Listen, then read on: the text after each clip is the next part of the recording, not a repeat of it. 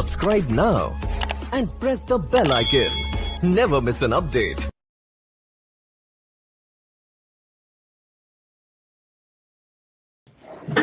खुद से कुछ बूट स्ट्रैप का देखा था उसमें कि उसमें क्लास का नाम क्लास नहीं हो जाता है। ठीक है, ठीक है। तो पहले तो हम क्या करते हैं, आज एक नया प्रोजेक्ट बना लेते हैं।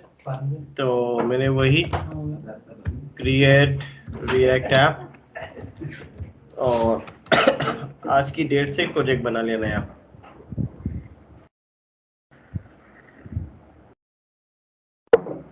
जब तक ये प्रोजेक्ट बनता है तब तक हम नई कहानी समझते हैं पहले, और ये बहुत ज़रूरी है। जब तक रिएक्ट चल रहा है तब तक ये कहानी चलती रहेगी, और जितना अच्छे से आप इसको यूज़ करोगे मतलब आपका रिएक्ट उतने अच्छे से आप कर पाओगे।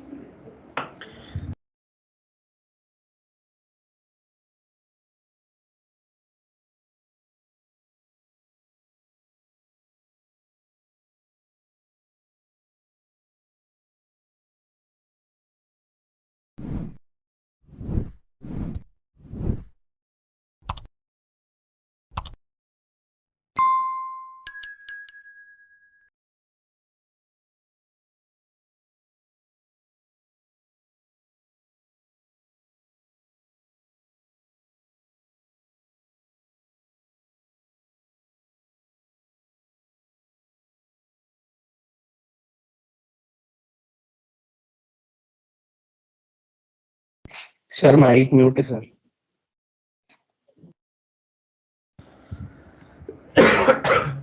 भले क्लास कंपोनेंट हो या फंक्शन कंपोनेंट हो, स्टेट की जो थ्योरी है वो नहीं बदलेगी। हाँ, प्रैक्टिकली लिखने का जो तरीका है वो बदल जाएगा दोनों में। क्लास कंपोनेंट में अलग तरीके से चलेगा, फंक्शन कंपोनेंट में अलग तरीके से चलेगा, बट कंसेप्ट सेम है। स्टेट बेसिकली क्या, वो डेटा जो आप अपने कंपोनेंट में क्या करना चाह रहे हो, बाइंड करवाना चाह रहे हो, है ना। अब बाइंड वर्ड थोड़ा सा हमको समझना है, ठीक है।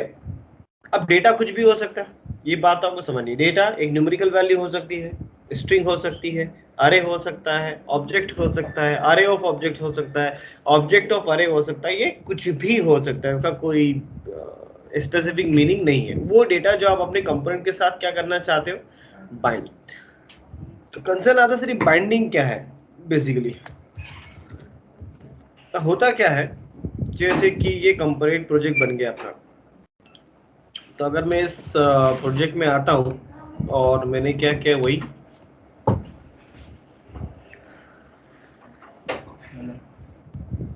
VS कोड ओपन कर लिया, और इसके अंदर हमको एक कंपोनेंट मिल जाएगा, कौन सा, APP। ये फंक्शन कंपोनेंट है, तो हमको ये नहीं चाहिए। हमको क्या चाहिए कि हम यहाँ पे एक नया कंपोनेंट बनाएंगे। Component name is APP। X tends करना पड़ेगा इसको, कहाँ से, कंपोनेंट से, और ये एक्सपोर्ट। कंपोनेंट अगर बन गया है, सो कंपोनेंट के अंदर हम क्या करने वाले हैं कि हम रेंडर फंक्शन चला देंगे। सर इसमें जो कांस्टेंट है कंपोनेंट है रिक्वायर अपन लास्ट टाइम का सर वो सॉरी वही गड़बड़ हो गई, इसी ने लगा दी अपने मन से ही भैया ना जाना। ठीक, चलो। सो ये हो गया आपका रेंडर, और रेंडर से हम क्या करने वाले हैं, जो भी डिजाइन आप रिटर्न करना चाहते हो। तो मैंने यहाँ से एक डिवीजन रिटर्न करवा दिया, और यहाँ पे मैंने लिख दिया कि भैया ये कौन सा कंपोनेंट है, राइट।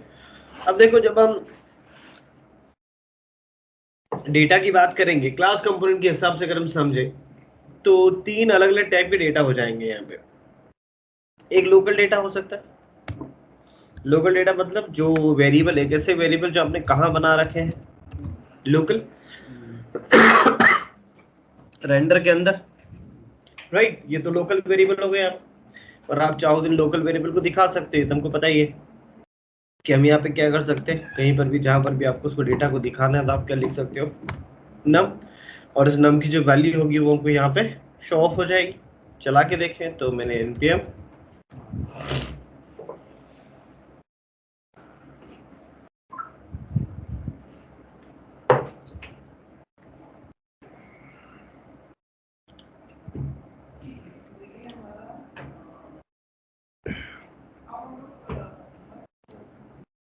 चल जा भाई। ये आ गया 34, राइट। या फिर डेटा जो है वो क्लास लेवल पे भी हो सकता है। क्लास लेवल पे होने का मतलब कि हमको पता है कि क्लास है, तो क्लास के अंदर अगर कोई डेटा रखना है तो हम क्या बना सकते हैं, यहाँ पर एक कंस्ट्रक्टर। उप्स पढ़ ही रखा सबने, राइट। और कंस्ट्रक्टर के अंदर में कोई दिस डॉट नम कोई वेरिएबल बना सकता हूँ इस तरीके से। तो ये लोकल वेरिएबल जो था ये मैं रहने देता हूँ। तो ये नम अलग है और ये जो नम है जो दिस डॉट, ये भले वेरिएबल का नाम सेम है बट दोनों के स्कोप अलग अलग है। एक जो डायरेक्ट नम लिखा हुआ वो आपका कौन सा वेरिएबल है, लोकल वेरिएबल। और जो दिस करके लिखा है इसका कंसर्न ऑब्जेक्ट्स है।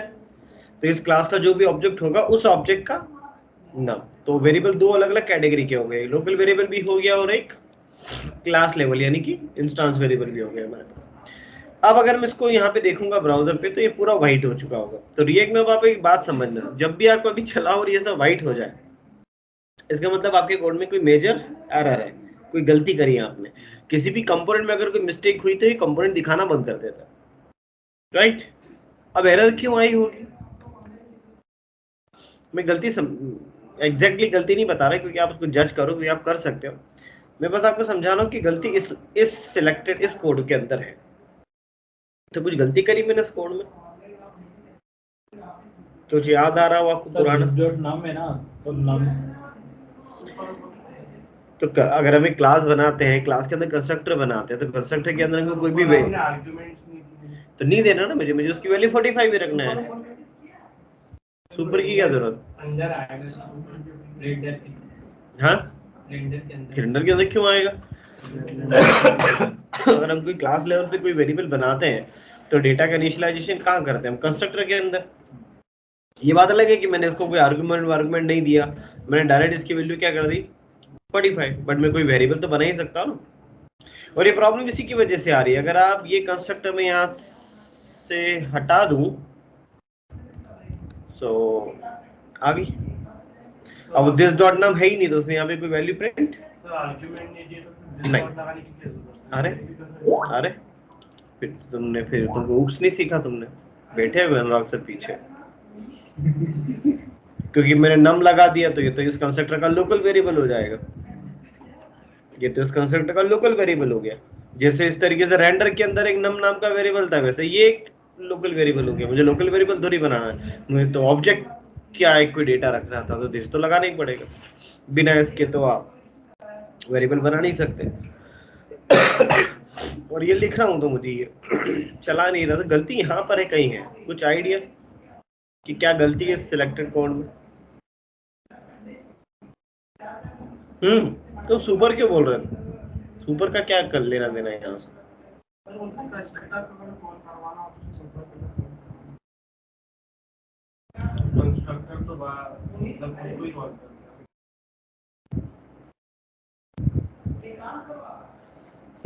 पूरी बैच ओप्स की प्रैक्टिस नहीं करी तुमने, मतलब अनुराग सर ने जब पढ़ाया ना तुमको तो तुम सबने मक्कारी करी मतलब, है ना। चलो मैं एरर दिखाता हूँ, एरर क्या बोल रहा हूँ। कंसोल पे जैसे आएंगे तो वो आपको यहाँ एक एरर दे रहा होगा। वो बोल रहा है कि must call super constructor before using this. और इस सर ने आपको पढ़ाया था, जब आप सर ने आपको इनहेरिटेंस पढ़ाया होगा कि अगर हम एक क्लास है जो किसी एग्जिस्टिंग क्लास को इनहेरिट कर रही है और अगर हम कंस्ट्रक्टर बनाते हैं तो उनको बेस क्लास के कंस्ट्रक्टर को कॉल करना पड़ता है सुपर लगा के, और वो नहीं करेंगे तो एरर आएगी। इसीलिए एरर आएगी। आपको यहाँ पे बेस क्लास के कंस्ट्रक्टर को कॉल करना पड़ेगा क्योंकि बेस क्लास का कंस्ट्रक्टर ऑटोमेटिकली कॉल नहीं होगा। ये लाइन लिखी थी याद है, कॉल करना पड़ेगा ना, ये इनहेरिटेंस होता रहा यहाँ पे। तो अगर आप सुपर ही कॉल नहीं करोगे इसका मतलब इस बेस क्लास का कंस्ट्रक्टर नहीं चला, और बेस क्लास का कंस्ट्रक्टर नहीं चलेगा तो आप दिस कीवर्ड यूज नहीं कर पाओगे। तो अगर आप क्लास लेवल पे यहाँ पे कंस्ट्रक्टर बना रहे हो तो आपको यहाँ पे सुपर कॉल करना पड़ेगा, और आपने कर दिया तो सारी चीज सही हो गई, वापस वो 45 आ गया। तो दो अलग अलग वेरिएबल्स, एक लोकल वेरिएबल है जिसकी वैल्यू 34 है और एक 45। इस 45 को मैं पूरी क्लास के अंदर कितने ही फंक्शन बना लूं, मैं कहीं पर भी इसको यूज कर सकता हूँ। लेकिन इसको नहीं यूज कर सकता, इसको सिर्फ रेंडर के अंदर ही यूज कर पाऊंगा क्योंकि ये रेंडर का लोकल वेरिएबल है। इन दोनों वेरिएबल में फर्क है। बात समझ आ गई? ये वाली बात समझ में आई? लेकिन इन दोनों में से दोनों चीजें स्टेट नहीं है। मतलब स्टेट की कहानी बहुत अलग है। स्टेट कहता है कि मैंने बोला कि state is what? State is a data which you want to bind within your component. React आपको एक फीचर देता है जिसे हम बोलते हैं डेटा बाइंडिंग। इसी का एक भाई है एंगुलर, वो भी आपको डेटा बाइंडिंग देता है। Vue.js वो भी आपको डेटा बाइंडिंग देता है। तो हमको समझना है कि डेटा बाइंडिंग होती क्या है। डेटा बाइंडिंग आपके काम को आसान करेगी, है ना। अब डेटा बाइंडिंग का मतलब क्या है? डेटा बाइंडिंग का मतलब ये है कि अगर आप एक स्टेट बनाते हो रिएक्ट के अंदर, तो रिएक्ट जो कि टूल है वो आपको डेटा बाइंडिंग प्रोवाइड करता है। डेटा बाइंडिंग का मतलब होता है कि अगर आपने एक स्टेट बनाई है और उस स्टेट को आप अपने यूआई पे कहीं पर भी शो ऑफ कर रहे हो, राइट। जैसे हमने यहाँ पर डेटा दिखाया, ये दो वेरिएबल नम, हम इसको यहाँ पे शो ऑफ कर रहे हैं कि भैया नम की वैल्यू मुझे यहाँ पे दिखाना है। या फिर मैंने एक नॉर्मल वेरिएबल बनाया क्लास लेवल पे जाके, उसको यहाँ पे मैंने इस तरीके से बाइंड किया। ये बाइंडिंग, यहाँ पर आपको बाइंडिंग नहीं मिलेगी, यहाँ पर सिर्फ इन वेरिएबल की वैल्यू शो ऑफ हो रही है। अगर मैं उस वेरिएबल की वैल्यू बदल दूं, इनमें से किसी की भी वैल्यू अगर मैं बदल देता हूं रन टाइम पे, तो इन वेरिएबल की वैल्यू तो बदल जाएगी बट उसके करस्पॉन्डिंग बाइंडिंग नहीं मिलेगी। बाइंडिंग नहीं मिलने का मतलब ये मेरा जो यूआई है ये उसे रिफ्लेक्ट नहीं करेगा। सर ये बाइंडिंग क्या? मैं अब समझाता हूँ। आज तक आपने जो जावास्क्रिप्ट का एनवायरनमेंट पढ़ा उसमें आपको बाइंडिंग नहीं मिलती थी। बाइंडिंग का मतलब कि एक वेरिएबल है, उसकी अभी वैल्यू कितनी है? 45। मैंने उसको यहाँ पे शो ऑफ कर दिया, तो मुझे यूआई पे क्या देख रहा है? 45। अब मुझे एक बात समझाओ, अगर हम उसी जावास्क्रिप्ट के हिसाब से सोचो कि मैंने यहाँ पे एक बटन बना लिया, बटन पे क्लिक भी कर दिया, बटन के क्लिक करने पे मैंने फंक्शन भी एग्जीक्यूट करवा दिया, और उस फंक्शन में जाके मैंने इस वेरिएबल की वैल्यू को 45 की बजाय 100 कर दिया, तो वेरिएबल की वैल्यू बदल जाएगी। लेकिन क्या उस वेरिएबल की वैल्यू के बदलने से ये यूआई पे शो दिखने लग जाएगा ऑटोमेटिक? सर दूसरी बार रन करेंगे तो दिखेगा। मैं दूसरी बार रन ही नहीं कर रहा, मैं तो बटन पे क्लिक कर रहा हूँ। मैंने बटन पे क्लिक करने पे उस वेरिएबल की वैल्यू को 45 से शो कर दिया, तो क्या यूआई ऑटोमेटिकली शो हो जाएगा कि 45 ही दिखाएगा? 45 से दिखाएगा। हाँ, शो नहीं दिखाएगा, राइट। इट मीन्स ये बाइंडिंग नहीं है। बाइंडिंग का मतलब होता है कि अगर आपने किसी वेरिएबल को यूआई के साथ बाइंड कर दिया, इट मीन अगर आप रन टाइम पे उस वेरिएबल की वैल्यू को बदलोगे तो यूआई भी ऑटोमेटिकली रिफ्रेश होगा। This is data binding. मतलब वहां पे हमें रिफ्रेश करना पड़ रहा था, यहाँ पे करना नहीं, यहाँ कुछ नहीं करना है। This is the data binding. तो रिएक्ट आपको बाइंडिंग तभी देगा जब आपने क्या बनाई होगी? स्टेट। अब होता क्या है, अगर हम एक स्टेट बनाते हैं और उस स्टेट को बदलते हुआ, तो ये जो रेंडर फंक्शन है, ये रेंडर फंक्शन कब कब चलता है बात समझ में आनी चाहिए आपको। रेंडर फंक्शन दो बार चलता है। पहली बार कब? जब एक कंपोनेंट यूआई पे आता है। कब आ रहा है ये भी देख लो। तो आपने जैसे अपने पेज को या अपनी एप्लीकेशन को चलाया, तो ये कौन सा फंक्शन चला है? रेंडर। तो रेंडर फंक्शन पहली बार कब चलता है? जब वो कंपोनेंट आपके यूआई पे दिखाओगे आप, यानी जब आपकी एप्लीकेशन चलेगी। दूसरी बार रेंडर कब चलता है? जब आप किसी स्टेट को बदलते हो। जैसे ही आप रिएक्ट में किसी भी स्टेट को बदलोगे, तो वैल्यू यानी कि स्टेट को बदलने के बाद रिएक्ट क्या करता है? इस रेंडर फंक्शन को फिर से एग्जीक्यूट कर देगा, और अगर ये फंक्शन फिर से एग्जीक्यूट हुआ तो जो वेरिएबल की वैल्यू आपने बदली थी उसका रिफ्लेक्शन आपको आपके यूआई पे मिल जाएगा। This is the binding, right. इससे बहुत सारे काम आपके आसान होने वाले हैं, लेकिन अभी तो आपको इसे समझना है कि हाँ बाइंडिंग बेसिकली होता क्या है। तो स्टेट बेसिकली आपको क्या प्रोवाइड करती है? Data binding. स्टेट वो डेटा है जो आप अपने यूआई पे दिखाना चाहते हो, जो कि बेसिकली क्या होगा? बाइंडेड होगा। बाइंड होने का मतलब कि हम रिएक्ट को समझा रहे हैं कि मुझे इस वेरिएबल की वैल्यू यहाँ दिखाना है। अब उसकी वैल्यू क्या है वो मुझे नहीं पता, अभी जो है वो दिखा दो। कल से अगर उस वेरिएबल की वैल्यू बदलती है तो वो भी आपको दिखाना है। उस यूआई को चेंज करने के लिए मुझे कोड लिखने की जरूरत नहीं पड़नी चाहिए। This is called state. अगर इसको हम नॉर्मल डेफिनेशन से समझें कि ये गूगल हमें क्या बोलता है, तो अगर मैंने ये लिखा कि what is state in React, so वो बोल रहा है कि the state is built in React object, right. ये चीज हम यहाँ लिखना भूल गए थे, अभी तुमने नॉर्मल डेफिनेशन लिखी थी। स्टेट बेसिकली होता क्या है? एक ऑब्जेक्ट होता है that is used to contain data और इंफॉर्मेशन अबाउट द कंपोनेंट। इस ऑब्जेक्ट के अंदर क्या होगा, वो इंफॉर्मेशन, वो डेटा होंगी जो किसी कंपोनेंट से related, right. A component state can change over time, इसके मतलब वो कहना चाह रहा है कि कंपोनेंट की जो स्टेट है वो कभी भी क्या हो सकती है, बदल सकती है। whenever it changes, जब भी वो बदलेगी, द कंपोनेंट री-रेंडर, वो कंपोनेंट जो है वो ऑटोमेटिकली क्या हो जाएगा, री-रेंडर हो जाएगा, यानी कि वो रेंडर फंक्शन ऑटोमेटिकली फिर से एग्जीक्यूट हो जाएगा। This is called state. बात समझ आई? यूआई को बदलना किसके करस्पॉन्डिंग, स्टेट के करस्पॉन्डिंग, लेकिन this is called data binding, जो कि अभी तक आपको जावास्क्रिप्ट में नहीं मिल रही थी, लेकिन अब मिलने लग जाएगी अगर आप स्टेट यूज कर रहे हो तो पहले तो हम समझे कि सर स्टेट बनाएंगे कैसे। ये तो चलो ठीक है, आपने लोकल वेरिएबल की बात कर दी, हमको समझ में आ गई, ठीक है, लेकिन हम स्टेट कैसे बनाएंगे? तो अभी आपने डेफिनेशन में दिखा, क्या बोलता है वो, state is a built in, पहले से बना हुआ एक रिएक्ट ऑब्जेक्ट है, आपको बस उसके अंदर अपना डेटा रखना है कि आपको क्या रखना है। तो सवाल है सर स्टेट कैसे बनाएंगे यहाँ पर, तो चलो बना लेते हैं। तो अगर आप क्लास कंपोनेंट में हो और अगर आपको स्टेट बनानी है तो स्टेट कहाँ पे बनेगी, कंस्ट्रक्टर के अंदर बनाई मैंने स्टेट दिस डॉट, और आपको एक प्री डिफाइंड वेरिएबल मिलेगा and that variable is state, this dot state, और ये क्या है, एक ऑब्जेक्ट, राइट। अभी डेफिनेशन में हमने देखा कि state is what, an object. तो ये अरे नहीं हो सकता, ये कोई न्यूमेरिकल वैल्यू नहीं हो सकती, ये क्या होगा, ऑब्जेक्ट। अब इस ऑब्जेक्ट के अंदर आपको क्या रखना है, वो कुछ भी हो सकता है, वो अरे हो सकता है, वो न्यूमेरिकल वैल्यू हो सकती है, वो स्ट्रिंग हो, वो कुछ भी, उससे कोई फर्क नहीं पड़ता। तो मैंने यहाँ पर एक स्टेट बनाई टाइटल करके, और उसको मैंने डेटा क्या दे दिया, कोड पैटर्न एंड उस ऑब्जेक्ट के अंदर जितनी प्रॉपर्टी आपको ऐड करना उतनी प्रॉपर्टी ऐड कर सकते हैं। तो मैंने कौन सी प्रॉपर्टी ऐड कर दी, टाइटल प्रॉपर्टी। अब मुझे इस टाइटल प्रॉपर्टी को यहाँ पे शो ऑफ करना है, मैंने यहाँ पर एक बोल्ड टैग लगाया, इस बोल्ड टैग के अंदर मुझे स्टेट दिखानी है। तो स्टेट का नाम क्या है, टाइटल, लेकिन मैं डायरेक्ट टाइटल नहीं लिख सकता क्योंकि टाइटल तो सिर्फ एक प्रॉपर्टी है, किसकी, स्टेट की, और स्टेट कैसे एक्सेस होगी, दिस से। तो मुझे यहाँ क्या लिखना होगा, this dot state dot title, और वो स्टेट मुझे मेरे यूआई पे दिख जाएगी। तो ये रहा मेरा कोड बेटर। जैसे हमने नॉर्मल वेरिएबल दिखाया था उसी तरीके से आप स्टेट को भी यहाँ पे दिखा सकते हो, कोई दिक्कत नहीं, राइट। लेकिन स्टेट की एक खास बात है, स्टेट अगर चेंज होगी तो ये फंक्शन फिर से एग्जीक्यूट हो जाएगा, ये ध्यान रखना। कैसे? तो अब सवाल आता है सर अब हम स्टेट बदल के देखें तो ये पता लग सकता है।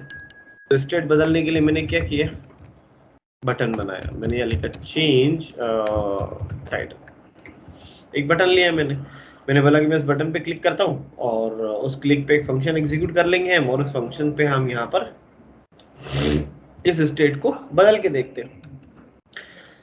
अब इस पे क्या लगाना पड़ेगा, इवेंट, जो कि आपने HTML में लगाया है। तो 50% तो ये बिल्कुल वैसे ही चलता है जैसे आपने वहां चलाया था, लेकिन 50% थोड़ा सा अलग, रिएक्ट के इवेंट्स अलग तरीके से चलेंगे। पहली सिमिलरिटी ये है कि बिल्कुल वैसा ही लिखना है ऑन क्लिक, लेकिन देखो सी कैपिटल है, हाँ, ये वो वाला ऑन क्लिक नहीं है, दिखने में एक जैसा, लेकिन ये सी कैपिटल है, सी लोअर मत लिख देना नहीं तो गड़बड़ हो जाएगी, राइट। यहाँ पे सारे इवेंट में आपको ऐसे ही मिलेगा। अगर आप ऑन चेंज भी चला रहे हैं तो देखो ऑन चेंज तो सी कैपिटल है, तो यहाँ पे क्लिक तो जो इवेंट है वो थोड़े से आपको ध्यान से लिखने हैं, पहली बात। बाकी तो सिमिलरिटी है। दूसरी बात, जावास्क्रिप्ट में आप क्या करते थे, यहाँ पे डबल कोट्स लेके और यहाँ पे कोई फंक्शन कॉल कर देते थे, बस यहाँ पे कॉलिंग नहीं होती। यहाँ पे बेसिकली आप फंक्शन एग्जीक्यूट नहीं कर सकते, यहाँ पर आपको बाइंडिंग देनी पड़ेगी, जैसे बोलते हैं बाइंडिंग, इवेंट बाइंडिंग। यहाँ पे मुझे एक फंक्शन बाइंड करना होगा, यानी कि इसको एक फंक्शन बताना है कि भैया देखो ये फंक्शन चलाना है, चला आपको एग्जीक्यूट नहीं करना। तो हम यहाँ पे फंक्शन बना लेते हैं, और मैंने यहाँ पे फंक्शन बनाया चेंज टाइटल क्लास के अंदर, हाँ, और ये एरो ही बनाओगे, नॉर्मल फंक्शन बनाओगे तो चलेगा नहीं, मैं बताऊंगा क्यों नहीं चलेगा, लेकिन अभी तो आप समझो। ये फंक्शन हमेशा क्या बनेगा, एक एरो फंक्शन, और फंक्शन कहाँ बनेगा, क्लास के अंदर। फंक्शन का नाम क्या हो गया, चेंज टाइटल। आ जाओ बाबा आप इस ऑन क्लिक पे, और आप यहाँ लिखोगे दिस डॉट चेंज टाइटल, क्योंकि डायरेक्ट चेंज टाइटल तो लिख ही नहीं सकते, आप क्लास के अंदर हो। जो भी चीज क्लास से रिप्रेजेंट हो रही, जो कि ऑब्जेक्ट से रिप्रेजेंट हो रही, उसके आगे क्या लगेगा। तो ये फंक्शन कॉल नहीं करना है। हाँ, ये ध्यान रखना है सभी को, ये फंक्शन कॉल नहीं हो रहा है यहाँ पर। यहाँ पे हम रिएक्ट को समझा रहे हैं कि जब इस बटन पे क्लिक होगा तो आपको ये वाला फंक्शन एग्जीक्यूट करना है, दैट्स इट। यहाँ पे ब्रैकेट मत लगा देना कि किसी ने सोचा चलो मैं ब्रैकेट लगा देता हूँ, नहीं, राइट। यहाँ पे आप उसको सिर्फ फंक्शन एज एन पैरामीटर यूं समझो कि सप्लाई कर रहे हो, राइट। बस अब ये फंक्शन चल जाएगा, तब हम यहाँ पे क्या कर सकते हैं, अलर्ट लगा सकते हैं। चेक कर लेते हैं चल रहा है कि नहीं चल रहा है। सो मैंने अलर्ट लगा दिया। आ जाओ यहाँ पे, जैसे मैं इस पे क्लिक करता हूँ आपका फंक्शन एग्जीक्यूट हो जाएगा, दोबारा क्लिक करूंगा फिर एग्जीक्यूट हो जाएगा। बात समझ आ गई? अच्छा, आप भी बोल सर अगर यहाँ कॉल कर देते तो क्या हो जाता, मान लो कर देते तो क्या हो जाता, तो ये हो जाता कि जब आप पेज रिफ्रेश करते, जब आपका पेज लोड होता तो भी तभी वो हाई चल गया 2 बार। अब आप सर मैं बटन पे क्लिक करूं कुछ नहीं होगा, राइट, क्योंकि जब ये पेज लोड होता है तब ये सारी चीजें सेटअप हो जाती है, और जब सेटअप होगा तब ये फंक्शन उसी वक्त चल जाएगा, जबकि हमको फंक्शन अभी कॉल नहीं करना, हमको उसको देना है कि तुम कॉल कर लेना भाई। कब? जब इस पे क्लिक होगा, हम कॉलिंग नहीं कर सकते। रिएक्ट कहता है मुझे तो बस फंक्शन बता दो कि कौन सा फंक्शन आपको चलाना है, कॉल तो मैं करूंगा इंटरनली, आप कॉल नहीं करोगे, तो यहाँ पे कॉलिंग नहीं दोगे आप, राइट। हमने फंक्शन बता दिया, आपको दिक्कत नहीं है, अब हम उस पर क्लिक करेंगे हमारा फंक्शन एग्जीक्यूट हो जाएगा। ये बात समझ आ गई सभी को? लिखने का तरीका थोड़ा सा अलग है। जो फंक्शन है हमारा, इसके अंदर से हमको क्या करना है, अलर्ट नहीं करना था, मुझे तो मेरी स्टेट को क्या करना था, बदलना था, क्योंकि आपको मुझे दिखाना है कि बाइंडिंग कैसे वर्क करती है। तो रिएक्ट कहता है कि भैया अगर आप किसी भी स्टेट को बदलोगे तो मैं यूआई ऑटोमेटिकली बदल दूंगा, आपको यूआई की टेंशन लेने की जरूरत नहीं, आप सिर्फ अपने वेरिएबल पे ध्यान दो, आप अपनी सिर्फ स्टेट पे ध्यान दो। प्रोग्रामेटिकली आपने अगर इस स्टेट को बदला तो ये फंक्शन दोबारा से मैं एग्जीक्यूट कर दूंगा और यूआई को रिफ्रेश कर दूंगा, तो जो भी वैल्यू चेंज होगी उसके करस्पॉन्डिंग मेरा यूआई बदल जाएगा। ठीक है, हमने बटन पे क्लिक भी करवा लिया, हमारा फंक्शन चल भी रहा है, तो हम यहाँ पे इस स्टेट को क्या कर देते, बदल देते। और स्टेट बदलने के लिए आपने क्या किया, this dot state dot title, और मैंने इसको नया टाइटल दे दिया क्या, राइट। उस टाइटल वाली स्टेट को मैंने फिर से बदल दिया, उसमें एक नई वैल्यू डाल दी। पहले क्या लिखा हुआ था, कोडवेटर इंदौर, अब बटन के क्लिक पे मैंने उसको बदल के क्या कर दिया, ठीक। आ गए हम यूआई पे, क्लिक करके देखें, राइट। अब बटन पे क्लिक करें तो आप बोलोगे सर आपने तो बोला था कि यूआई चेंज हो जाएगा, लेकिन यूआई तो चेंज हो नहीं रहा है, यूआई तो यहाँ पे कोडवेटर इंदौर ही लिखा हुआ दिख रहा है। तो सवाल आता है सर क्या गड़बड़ हुई? या तो इस दो पॉसिबिलिटीज है यहाँ पर। पहली पॉसिबिलिटी कि या तो इस लाइन के एग्जीक्यूट होने के बाद स्टेट बदल नहीं रही, राइट, क्योंकि रिएक्ट तो कहता है कि मैं स्टेट बदलोगे आप तो मैं यूआई बदलूंगा, तो यूआई तो बदलता हुआ दिख नहीं रहा हमको, तो या तो हो सकता है कि स्टेट ही नहीं बदली, राइट, या दूसरा ऑप्शन स्टेट तो बदली बट यूआई रिफ्रेश नहीं हुआ। तो हमको समझना है कि क्या गड़बड़ हुई, तो हम एक काम करते हैं, हमने बोला चलो ठीक है, इसके बाद हम एक कंसोल डॉट लॉग लगा दें और इस स्टेट को क्या करके देख लें, कंसोल करके देख लें। तो अगर इस लाइन के एग्जीक्यूट करने के बाद स्टेट अगर बदली होगी तो हमारी टाइटल स्टेट हमको क्या मिलेगी, उज्जैन मिलेगी, कोडवेटर इंदौर नहीं मिलेगी। चेक करेंगे, हमका क्रॉस चेक हो जाएगा, पता लग जाएगा गड़बड़ कहाँ है। तो कंसोल पे आए आप, और कंसोल पे मैं इसको नीचे ले आता हूँ, मैंने इस बटन पे क्लिक करा, क्या हुआ, स्टेट तो बदल गई, बदली ना स्टेट, नहीं तो टाइटल स्टेट की वैल्यू क्या थी, कोडवेटर इंदौर, लेकिन मैंने उसको चेंज करने के बाद जब बदला तो अब प्रिंट करवा के देखा तो क्या हो गई, उज्जैन, लेकिन हमारा यूआई रिफ्रेश नहीं। ठीक, अब बोलोगे सर ये क्यों नहीं हुआ, ये तो हमने गूगल पे भी देखा, गूगल भी हमको यही कह रहा है कि component state can change over time, whenever it changes the component is rerender, जबकि ऐसा होता हुआ तो हमको दिख नहीं रहा। तो बस एक प्रॉब्लम आप समझ लो, स्टेट रिएक्ट जो आपसे कह रहा बिल्कुल सही कह रहा है, बिल्कुल सही कह रहा है, कोई गलत नहीं कह रहा, बस एक गलती करी आपने, और वो ये, अब आपको एक ध्यान रखना है, स्टेट कभी भी आप डायरेक्टली नहीं बदलोगे। जो ये लाइन लिखी थी लाइन नंबर 15, ये गलत है, स्टेट कभी भी आप डायरेक्टली नहीं बदलोगे। और अगर बदलते हो तो बस आपको ये ध्यान रखना है कि स्टेट अगर आप डायरेक्टली बदल रहे हो तो स्टेट तो बदल जाएगी बट री रेंडरिंग नहीं होगी। क्यों? क्योंकि देखो एक बात समझो, ये एक ऑब्जेक्ट है, ठीक, मैन्युअली रिफ्रेश करते पेज तो वो चेंज हो जाता मैनुअली रिफ्रेश करते तो कोड बेटर इंदौर आता हो, तो मैनुअली रिफ्रेश करने पे तो पूरा पेज फिर से बन गया। तो टाइटल की इनिशियल वैल्यू क्या है? है। वापस से उज्जैन थोड़ी आएगी, उज्जैन तो कभी नहीं आएगी। आप क्लिक करके भी रिफ्रेश करोगे तो भी कोड बेटर इंदौर आएगा, क्योंकि वो तो पेज पूरा रिफ्रेश हो गया। स्टेट इस तरीके से चेंज नहीं होगी। अब इसकी क्यों नहीं होगी वो भी आप समझो। क्या होगा आगे चल के, अभी तो आप पढ़ रहे हो तो एक ही स्टेट बनाई मैंने, हो सकता था यहाँ पे एक और स्टेट होती, राइट, फिर यहाँ पे एक और स्टेट होती, फिर यहाँ पे कोई एक और स्टेट, तो मैं अलग अलग डेटा रख सकता था मैं इसके अंदर। रिएक्ट कहता है कि आप इसमें से किसी को भी बदलोगे तो मैं यूआई बदल दूंगा, राइट। प्रॉब्लम ये है कि अगर आप प्रोग्रामेटिकली डायरेक्टली किसी भी स्टेट को बदल दोगे तो रिएक्ट को कैसे पता चलेगा कि आपने कौन सा वेरिएबल बदल दिया,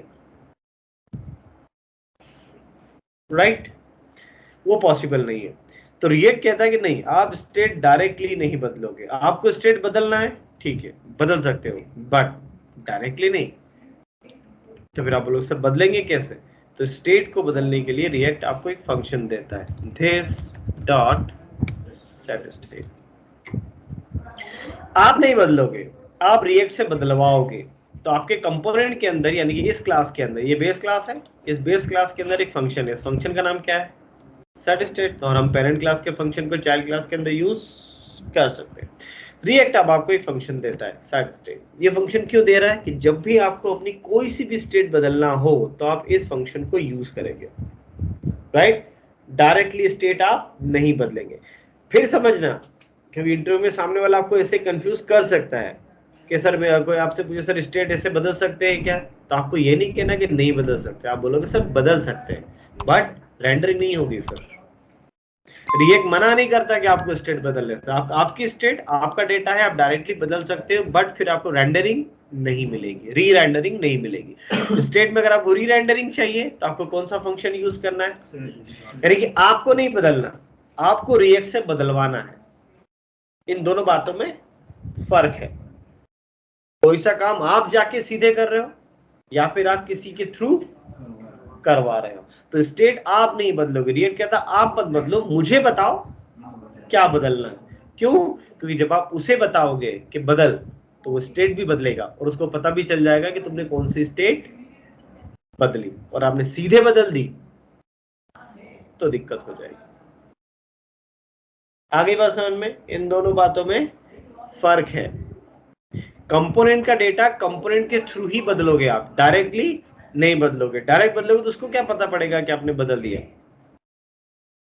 राइट। जो चीज आपकी है वो आपके थ्रू बदलेगी तो आपको पता लग जाएगा कि हाँ भैया ऐसा ऐसा हुआ, नहीं तो डायरेक्टली तो आपको पता लगने से रहा। तो ये रहा सेट स्टेट फंक्शन। अब इसको यूज कैसे करना है? सेट स्टेट फंक्शन कहता है कि भाई आपको कोई सी भी स्टेट बदलनी है, मुझे ऑब्जेक्ट में बताओ। इसको आपको आर्गुमेंट में क्या देना है? एक ऑब्जेक्ट। और इस ऑब्जेक्ट में आप वो स्टेट बताओ जो आपको बदलनी है। तो आपकी स्टेट कौन सी थी?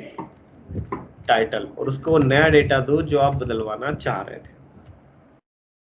तो हमने ऑब्जेक्ट में उसको कहा कि देखो हमको टाइटल स्टेट बदलनी है और टाइटल स्टेट की नई वैल्यू क्या रखना है? मुझे उज्जैन रखना है, ठीक। बस अब आप यहाँ पे आ जाओ। हमने इस बटन के क्लिक करने पे स्टेट बदली है। यूआई पे कुछ कोड लिखा क्या? नहीं, मैंने इस पे क्लिक किया, यूआई बदल गया। मैंने यूआई को बदलने से रिलेटेड कुछ भी कोड यहाँ पर नहीं लिखा। तो यूआई की टेंशन आपको नहीं लेनी अगर आप रिएक्ट यूज कर रहे हो तो। आपकी स्टेट है, आप उस स्टेट को बाइंड कर दो कि मुझे टाइटल स्टेट को यहाँ पे दिखाना है, और इससे कोई फर्क नहीं पड़ता कि ये स्टेट कितनी बार यूआई पे दिखी हुई है। तो अगर यहाँ पे मैं इतनी बार दिखा दूं तो देखो code bitter Indore, code bitter Indore, और जैसे मैंने स्टेट बदली सारे के सारे उज्जैन हो जाएंगे। ये मेरी टेंशन नहीं है। दिस इज द बाइंडिंग कि आप स्टेट बदलो, यूआई ऑटोमेटिकली रिएक्ट बदल देगा। बात समझ में आई? ये बहुत छोटा है, मतलब अभी जो हम कर रहे हैं बिल्कुल छोटा एग्जांपल है, लेकिन आगे चल के बहुत बढ़ जाएगा, तब आपको फीलिंग और अच्छी आएगी। लेकिन आपको समझना है कि मैंने स्टेट बदली और मेरा यूआई चेंज हो गया। ना तो मेरा पेज रिफ्रेश हुआ, नहीं, मुझे यूआई से रिलेटेड कोई टेंशन लेने की जरूरत पड़ी कि मैं यूआई को भी बदलूं, मुझे सिर्फ मेरी स्टेट बदलनी है, यूआई ऑटोमेटिकली बदल जाएगा। बट स्टेट हमेशा कौन से फंक्शन से बदलेगी? सेट स्टेट से। कोई दिक्कत? This is binding. एक और एग्जांपल समझते। मैंने यहाँ पर क्या किया, मैंने यहाँ पर एक और स्टेट ले ली, मान लो नंबर करके। नंबर की इनिशियल वैल्यू क्या कर दी मैंने? 225।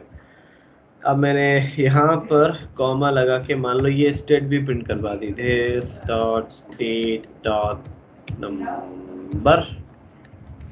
तो जब आप प्रोजेक्ट चलाओगे तो नंबर की वैल्यू कितनी आएगी? 225। अब अगर मैं यहाँ एक बटन और बना लूं जो कि नंबर स्टेट को बदलने का काम करेगा, तो मैंने यहाँ पे एक वेरिएबल बना लिया, क्या? Change number. Oops, change number. तो मैं इसको एक नया फंक्शन दे दूंगा, चेंज नंबर करके, और ये फंक्शन हम यहाँ पे बना लेंगे अलग से क्लास लेवल पे। तो मैंने एक फंक्शन बनाया चेंज नंबर, मैंने इसको एक एरो फंक्शन ही बनाऊंगा मैं।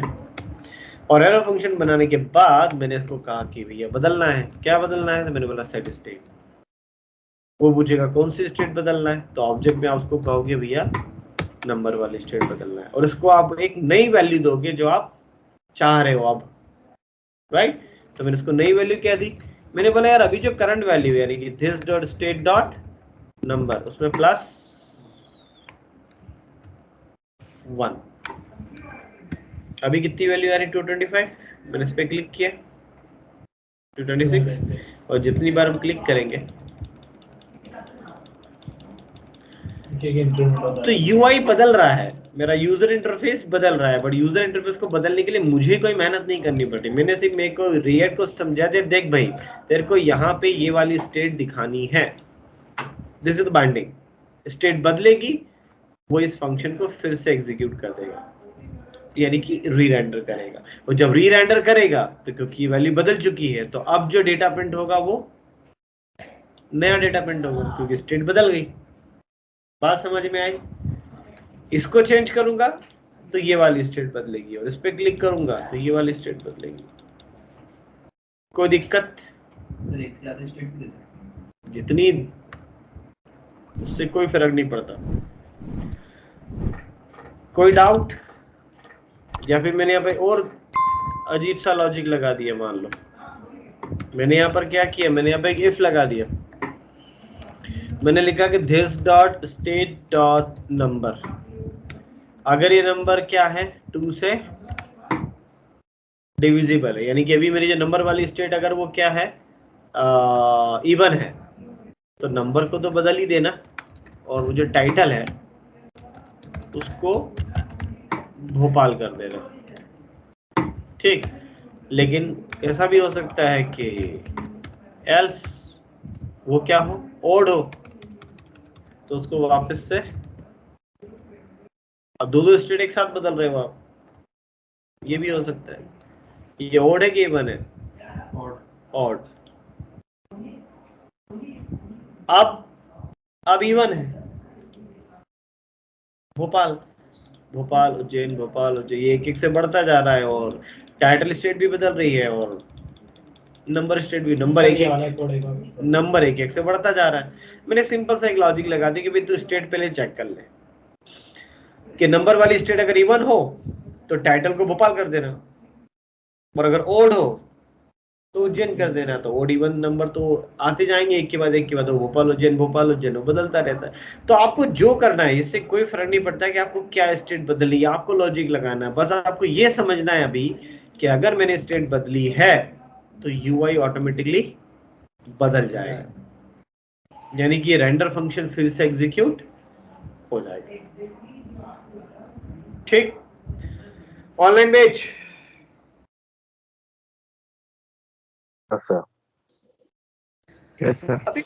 अब एक प्रॉब्लम है। अब बोलोगे सर ये तो अच्छी बात है, ये फीचर तो बहुत अच्छा है, लेकिन प्रॉब्लम है कि जितनी बार मैं स्टेट बदलूंगा उतनी बार ये रेंडर बार बार चलेगा, ये रेंडर बार बार चलेगा, बार बार एग्जीक्यूट होगा, तो ये हर बार, अभी तो चलो छोटा है, लेकिन आगे चल के इसमें मैं बहुत सारी डिजाइन बनाऊंगा, मैं इसमें टेबल डालूंगा, डीडी डालूंगा, ओएल डालूंगा, बहुत बड़ी डिजाइन भी हो सकती है। तो इतनी बड़ी डिजाइन अगर यहाँ पे अभी ये 7-8 लाइन का कोड लिखा तो हो सकता है कि आगे चल के 10,000 लाइन का यूआई हो पूरा मल्टीपल, और मैंने एक स्टेट बदली और 10,000 का यूआई पूरा का पूरा चेंज हुआ, तो ये तो और बड़ी गड़बड़ है। नहीं, अब रिएक्ट एक कंसेप्ट यूज करता है जो थ्योरेटिकली भी आपको समझना है। उस कंसेप्ट को बोलते हैं वर्चुअल डॉम, है ना। डॉम पढ़ रखा है सबने, है ना, डॉक्यूमेंट ऑब्जेक्ट मॉडल। लेकिन आपने जावास्क्रिप्ट पे जब काम किया था तो आपने एक्चुअल डॉम पे काम किया था। एक्चुअल डॉम मतलब जो रियल ब्राउजर बना रहा है।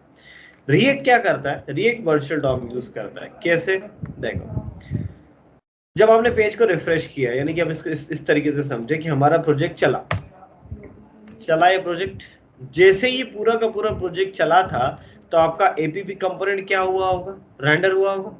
किसने चलाया होगा ये रेंडर फंक्शन, index.js ने, क्योंकि index.js ने एपीपी कंपोनेंट को यहाँ पे मर्ज किया है। तो जब ये कंपोनेंट यहाँ मर्ज हुआ होगा तो ये पूरा का पूरा जो रेंडर है, इस रेंडर फंक्शन ने क्या रिटर्न करा होगा, एक यूआई रिटर्न करा होगा, ये डॉम रिटर्न करा होगा, ये वाला ऑब्जेक्ट, और ये जाके आपके एक्चुअल डॉम पे शो ऑफ हो गया। रिएक्ट इंटरनली क्या करता है, इसकी कॉपी अपने पास रखता है।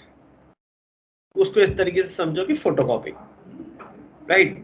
एक्चुअल डॉम जो आपको दिख रहा है ब्राउजर पे, और इसी कंपोनेंट का एक नकली एज इट इज एक्चुअल की कॉपी। जैसे हमारे पास एक फोटोकॉपी होती है कि 10वीं की मार्कशीट, उसकी हमारे पास एक्चुअल एज इट इज हूबहू एक फोटोकॉपी है।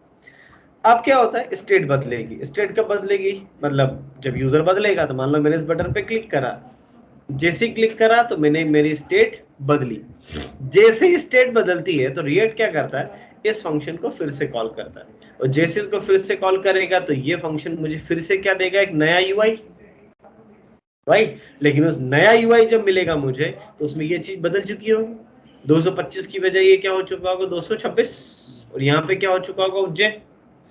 अब स्टेट बदलने पे जब रेंडर फंक्शन चला है तो इससे एक नया डिवीजन मिला मुझे, एक नया डॉम मिला, और पहले वाला डॉम रखा है उसके पास, वो फोटोकॉपी रखी है। तो रिएक्ट अब इन दोनों को कंपेयर करता है कि इस वाली कॉपी में, ये वाली कॉपी कब, जब पेज आया था स्टार्टिंग में, वो वाली कॉपी और इस वाली कॉपी, इन दोनों में क्या डिफरेंसेस हैं। तो उसको पूरे पेज में सिर्फ इस बोल्ड टेक्स्ट के अंदर डिफरेंसेस मिलेंगे, बाकी तो सेम ही रहेगा, बाकी तो सेम ही है। तो उसको सिर्फ इस बोल्ड टैग में डिफरेंसेस मिलेंगे, बस वो उतना बोल्ड टैग उठा के एक्चुअल डॉम पे चेंज कर देगा, बाकी पूरा यूआई चेंज नहीं करेगा। और अब जो ये नई कॉपी आई है, इसको अवेयर के रख लेगा अपने बस। फिर तुम बटन पे क्लिक करोगे, फिर नई कॉपी आएगी, फिर इस नई कॉपी को उस पुरानी कॉपी से चेक करेगा कि अब क्या डिफरेंसेस है। अच्छा, इतने से डिफरेंसेस, बस वही का वही डिफरेंस जाके यूआई में बदल देगा, पूरा डॉम चेंज नहीं होगा। और ये आप देख सकते हो यहां से। आप राइट क्लिक करो, इंस्पेक्ट एलिमेंट पे जाओ, इंस्पेक्टर पे जाओ, तो एक मिनट, ये रहा आपका बॉडी, ये आपका कंपोनेंट है। थोड़ा सा बढ़ा लो इसको, सारे टैग मैंने ओपन कर दिए यहाँ पर, है ना। यहाँ पे बोल्टेक भोपाल, ये देखो दिख रहा है, ये वाला बोल्टेक दिख रहा है। अब जरा ध्यान देना, जब मैं इस बटन पे क्लिक करूँ, देखना आपको यहाँ पर है इस जगह पे, जैसे जैसे मैं इस पे क्लिक करूंगा ना, दिखा, ये ब्राउजर आपको बता रहा है कि उसके क्लिक करने पे मैंने कहाँ पे चेंजेस किए हैं। तो जितनी बार आप क्लिक करोगे तो ये येलो लाइन जो दिख रही है बता रही है कि कहाँ पर डॉम रिफ्रेश हो रहा है। बाकी पूरे एचटीएमएल पे कहीं पर भी वो रिफ्लेक्शन आपको नजर नहीं आएगा। ब्राउजर को कहाँ पे मेहनत करनी पड़ रही है, बस ब्राउजर यहाँ पे काम कर रहा है, पूरा पेज रिफ्रेश नहीं हो रहा, पर वो छोटे से दो जो पार्ट हैं वो बदल रहे हैं हर एक क्लिक पे, क्योंकि क्लिक पे स्टेट बदल रही है, डॉम बदल रहा है, लेकिन पूरा डॉम नहीं बदल रहा है, सिर्फ वो छोटा सा एक टुकड़ा बदल रहा है जिसमें चेंजेस होंगे। इससे आपको परफॉर्मेंस मिलती है कि पूरा डॉम बदलने की बजाय बस वो छोटा सा पोर्शन चेंज हो रहा है, बाकी सारी चीजें फिक्स है, सारी चीजें स्टैटिक है, right. Online page, yes sir. Working समझ में आई कैसे हो रही है।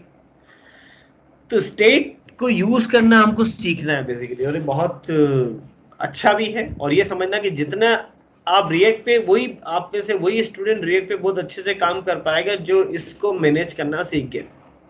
और कुछ नहीं है रिएक्ट में, खत्म। मतलब ये स्टेट संभालना आपको आ गया, मतलब रिएक्ट हो गया, फिर कुछ नहीं बचा इसमें, इसी से सारे खेल हो जाएंगे। कंसर्न सिर्फ इतना है कि स्टेट वो डेटा है जो हमें बाइंडिंग प्रोवाइड करता है कि जब भी ये वेरिएबल के अंदर चेंज होंगे तो हमारा यूआई ऑटोमेटिकली चेंज की कहानी है। अच्छा, तो उसमें हाँ। ये यूज नहीं हो रहा। ये यूज नहीं हो रहा, तो वो अलग कहानी थी।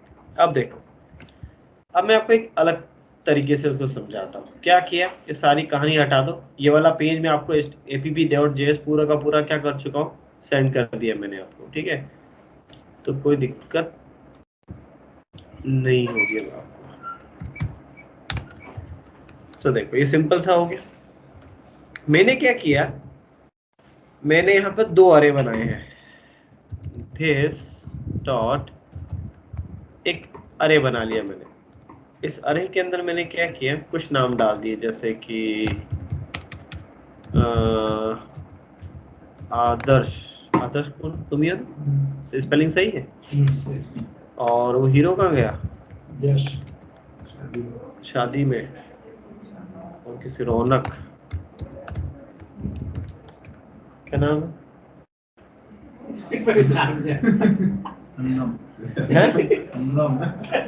संगम। किसका नाम, मैं तो इसका नाम पूछा था।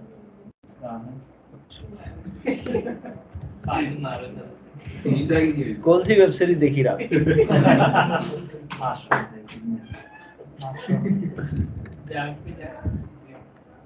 आश्रम का कहाँ आया नया सीजन में? तुम्हारा नाम क्या? शुभम। तुम नींद निकाल रहे बड़े मजे से, है ना? हाँ, वो पास में बैठी, मैंने देखा था, आदमी बिल्कुल नशे में है। तो ये एक अरे बनाया मैंने, ठीक है। ये स्टेट नहीं है, राइट, ये एक बिल्कुल एक्स्ट्रा अरे है। अब मैंने यहाँ पर एक स्टेट बनाई और इस स्टेट का नाम क्या दे दिया मैंने, फ्रेंड्स। इसको भी मैंने अरे बनाया इस बार। अब इसके अंदर मैंने कुछ दूसरे नाम डाले, जैसे मैं इसमें क्या नाम डाल दिया, विकास, अजय, गोपाल, राजेश और मीना। ये जो अरे बनाया आपने, ये स्टेट है, और ये स्टेट नहीं है, ये तो बाहरी अरे है, ठीक। अब हमको पता है कि हम अगर हमारे पास डेटा अरे के फॉर्म में, तो उसको हम यूआई पे कैसे दिखा सकते हैं। तो मैंने यूएल टैग ही ले लिया या ओएल टैग ही ले लिया, व्हाटएवर जो भी आप लेना चाहो।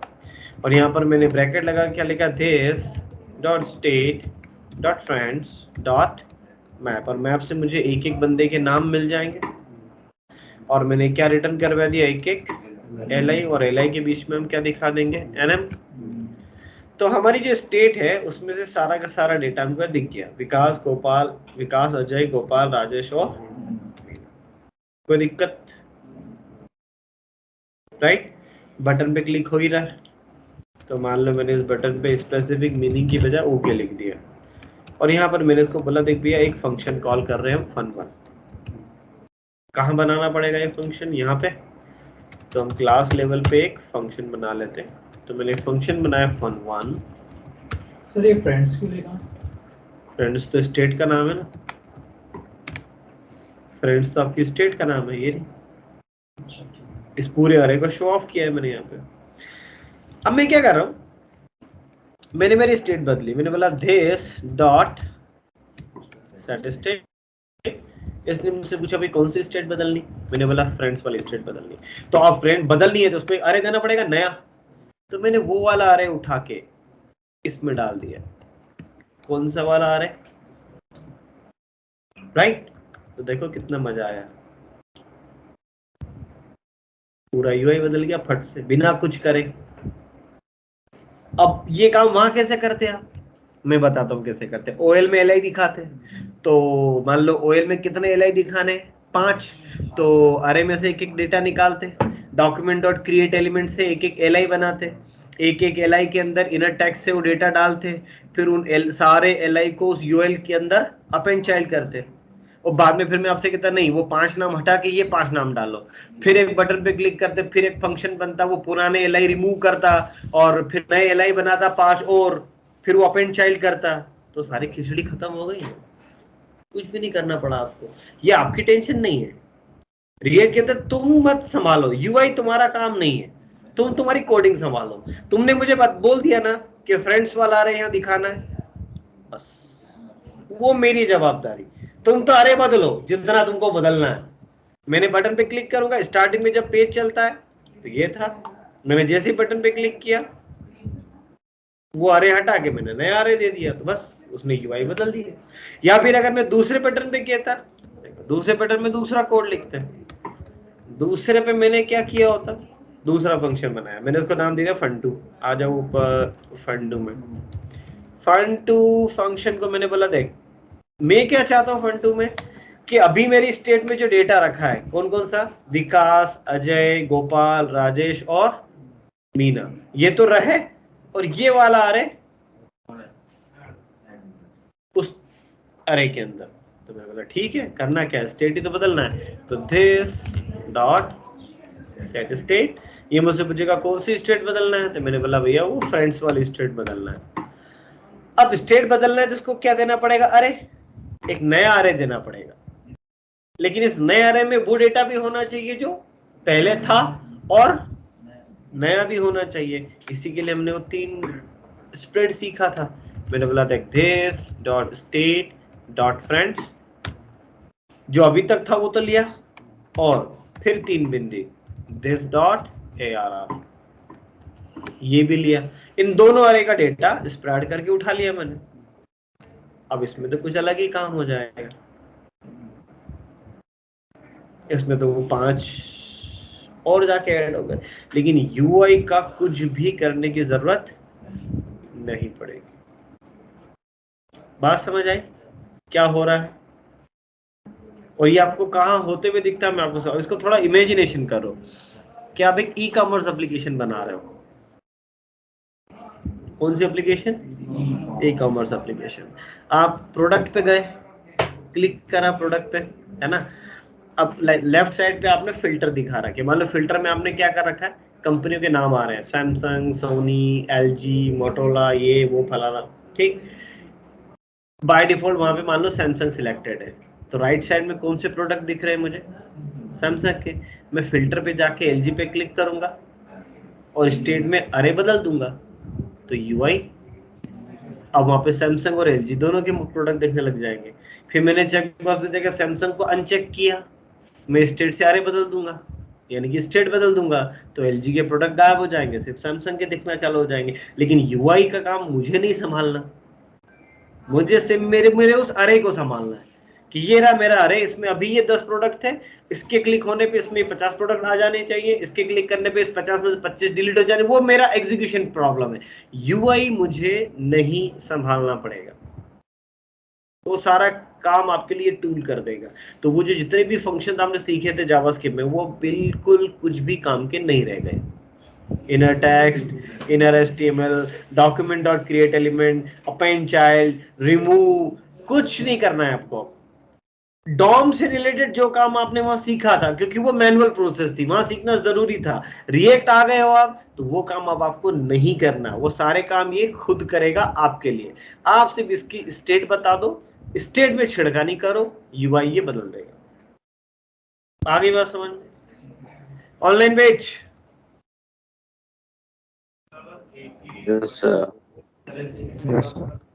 दो बार क्यों चेंज करोगे? एक क्यों करोगे? एक बार क्लिक किया, एग्जीक्यूशन करिए आपने, उसके कसम आपने अरे बदल दिया, अब दोबारा क्यों बदलोगे? क्या तो जब दोबारा बदलना तो फिर पहली बार क्यों बदला?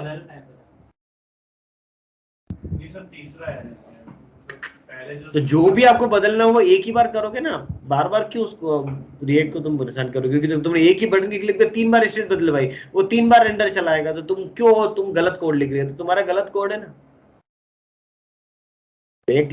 किसी मजदूर से आपको काम करवाना है, या किसी आपका फ्रेंड है उससे बुला के कुछ काम करवाना है, तो तुम ऐसा कोड लिखोगे, उसको फोन कर ले, आ तो घर, वो आया, बोले यार ये ले पेन ड्राइव ले और राजेश को दिया ना, वो बेचारा आया, पेन ड्राइव ले गया तुम्हारे घर से, राजेश को दे के भी चला गया, पेट्रोल भी वेस्ट हो गया उसका 50 रुपए का।